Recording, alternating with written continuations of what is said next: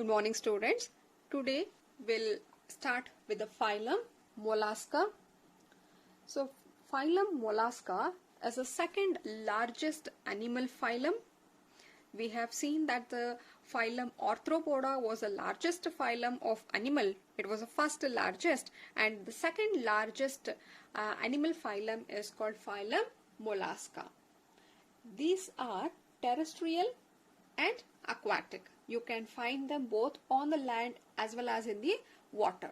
They may be terrestrial or aquatic.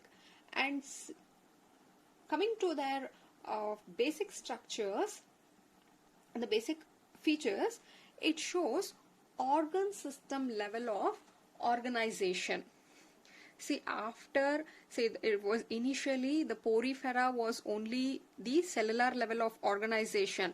After that, the two phylums what we have studied, that is Coelenterata, ctenophores, showed the tissue level of organization. And then Platyhelminthes, organ and organ system both. After that, whatever we have studied, that is the Aschelminthes, Annelida, Arthropoda, Mollusca, and further what we are going to study, all of them show organ system level of organization. Clear? Meaning they have well developed organs constituting the system. So they are bilateral symmetric. Bilateral meaning body can be divided into two, and they show triploblastic, 3 germ layer, and they are with the coelom, therefore you call it as a coelomate. They have the coelom, so you call it as coelomate. Then the body here, it is covered by, the body is covered by, important here, the body is covered by calcareous shell. So you can find a calcareous shell on their body, and the body is divided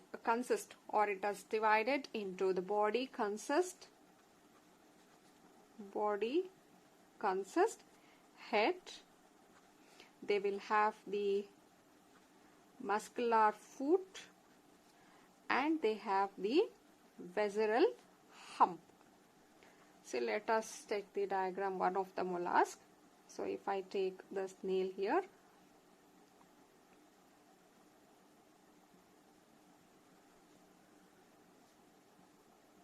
as a rough diagram.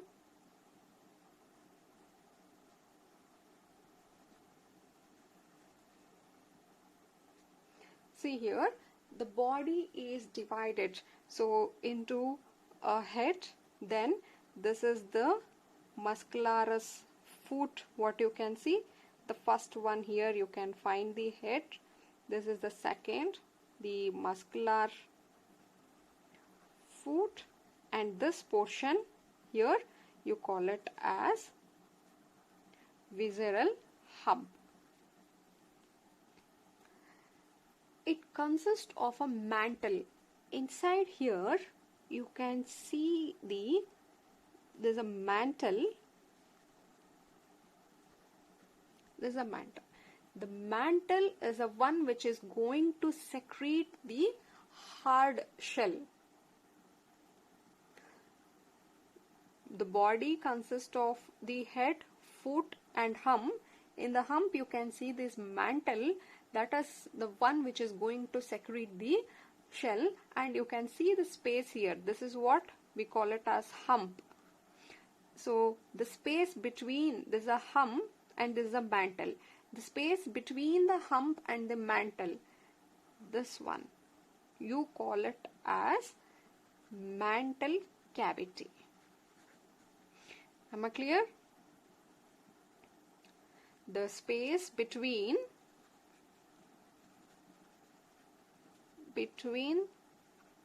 mantle and hump, you call it as mantle cavity.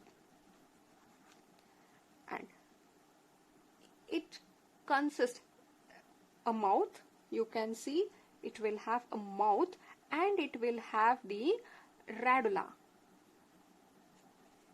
it consists mouth and radula.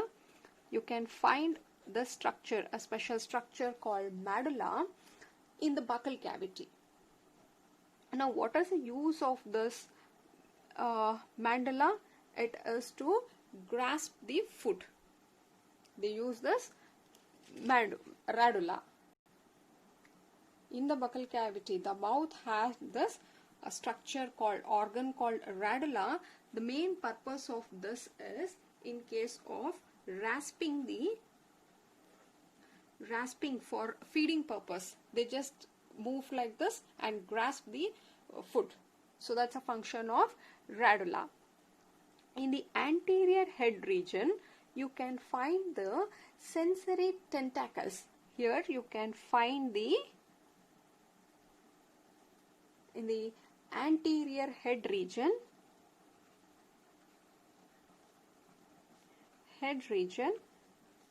they have the sensory structure called tentacles. And digestion system, here it is complete. Digestion system, complete meaning they will have two opening, a mouth and anus. So then first thing is the food enters into the radula, then they move to the stomach and then to the intestine, and through the anus it is removed. And excretion, I told you digestion is complete, meaning here they have the anus for excretion, and also they have the respiration here is mostly by gills.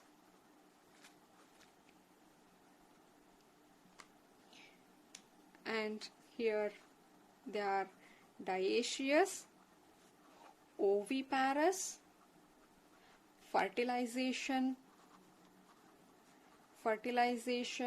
is external, development may be direct or indirect. See, all these are common words for us. We have studied this start from the first phylum only.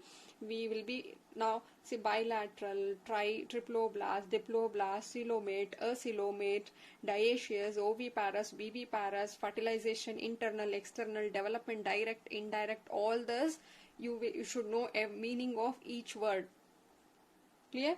So only the characteristic features you need to remember in the phylum here. So in this case, the characteristic feature is regarding their body. Here they have this calcareous shell and they have the head, foot and hump. In the head region, you can find the mouth, radula, and also they have this tentacles. And in the hump region here, you can find the mantle is the one which is going to secrete this shell, and the space between the hump and the mantle, you call it as the mantle cavity. Apart from that, they have the digestion which is complete, and that is the food first enter into the radula, then it moves to the stomach and then to the intestine, and finally through the anus it is excreted. Respiration is present and mostly it is by the gills. And this is dioecious, oviparous, egg laying. Fertilization will happen externally. Development may be direct or indirect. In some cases there you can see larva. In few cases there is no larva. Directly they develop into a adult. This is about the phylum Mollusca. Next, moving on to the next phylum, it is called phylum Echinodermata. It's a phylum Echinodermata. So here, echino meaning here for echino, it is the spiny bodies. The spiny bodies are called echinodermata, that on their body you can find such structures, the spiny structures, which are made up of calcareous ossicles. So that is why you call them as echinodermata. And in this case, all are marine. They are marine and same organ system level of organization. And one more here, special cases, in case of adult, they are radially symmetric. In adult, they show radial symmetric. But in the larva stage, when they in the young or when in the larva stage, they show bilateral symmetry. We have seen this case only in case of echinodermata. In all other phylum, either it will be radial or it will be bilateral. But in this case, in the larva stage, when it is young, they are bilateral symmetric. In adult, the echinodermata show radial symmetric. Apart from that, they are triploblastic, having 3 layers, and they are coelomate. They have the coelom. I told you here the characteristic features is they have the endoskeleton. I told you if skeleton is present inside, you call it as endoskeleton. But in case of the arthropodas and all, we have seen that the skeleton was present outside. It was an exoskeleton. In this case, it is endoskeleton. Endoskeleton of calcareous calcium ossicles. Ossicle meaning these are the small bone-like structure. That is why the ossicle word is used. So we know that in humans we have 3 ear bones, small bones, which are called as ossicles. So here ossicles meaning it's a small bone-like structures. You call it as ossicles. So I told you here you can find small spiny-like structures. This is a characteristic feature. So they have the endoskeleton of calcareous, made up of calcium, rich in calcium, ossicles. Then the characteristic features of the echinodermata is they have the water vascular system. In every phylum, they will have the characteristic features which you need to note down. Here the characteristic feature is the presence of water vascular system. See, in case of porifera, there also we had seen a water system there. A water canal was there. But that is different. That was a water canal. Here it is a water vascular system. Very important. Now, what it will help? So, this system will help for locomotion. The movement of the water here will help for locomotion. They use this for movement and also to capture and transport food. So they will capture the food and also the food will be transported. Along with the food, even the air and dissolved gases, everything has been transported through this vascular system, and also they use it for respiration. I told you, even along with the food, water, even the gases are also moved. They can be used for respiration. Then digestion is complete. If I say complete, meaning what? They will have both mouth and they will have the anus. The mouth here is present on the lower surface, on the ventral. See, usually what happens, mouth will be present in the upper surface, but in case of echinodermata, mouth is situated at the lower and anus is found on the upper side. But since it has both mouth and anus, you say digestion is complete. One more characteristic here you can see, the excretory system is absent. Then how does the excretion happen? It is mainly by diffusion through the respiratory surface. It will get diffusion through respiratory surface. Directly from their respiratory surface, they will get diffused, that they are thrown out. Next, the sexes are separate, meaning you can find the male and female sex organ on different individual, and the reproduction is sexual reproduction, and fertilization is external. The fusion of gamete will happen outside, and if you take the development will be indirect. So here you can see the starfish, Asterias, or commonly we call it as starfish, echinus, or the sea urchin are the example. See, each and every point has been given in your NCERT book. Just understand what it means. Clear? So these are certain characteristics of phylum echinodermata.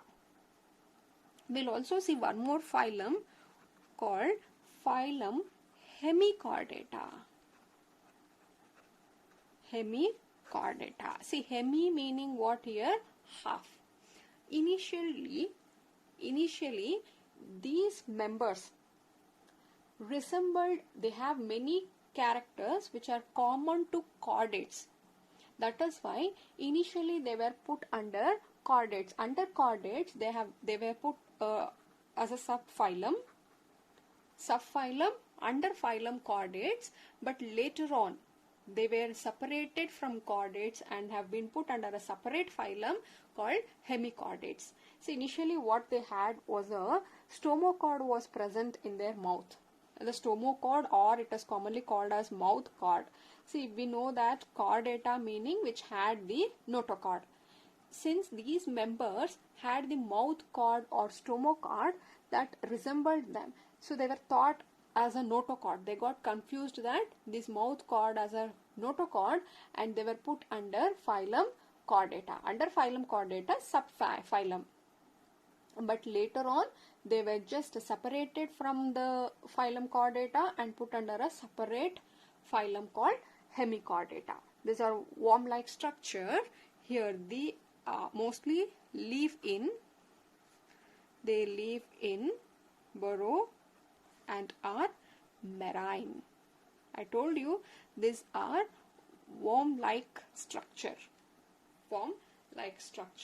And seeing their fundamental features, again they show organ system level of organization, bilateral symmetric, they are triploblast, and they show coelom, therefore they are coelomate. And here the body is cylindrical, and it consists of three main parts: anterior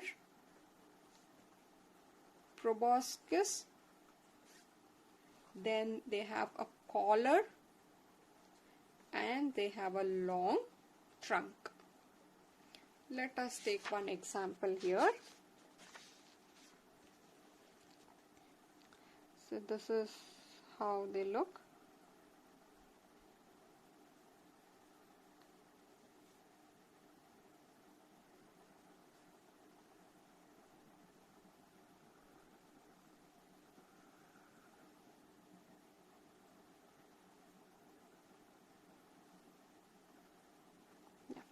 So you can see here they have, I told you, they have a anterior proboscis. This is the tip region here you can find. This is the first region called proboscis. Then you can find the second region here called collar. And this elongated structure what you see here is the trunk. There's a long trunk which you can see.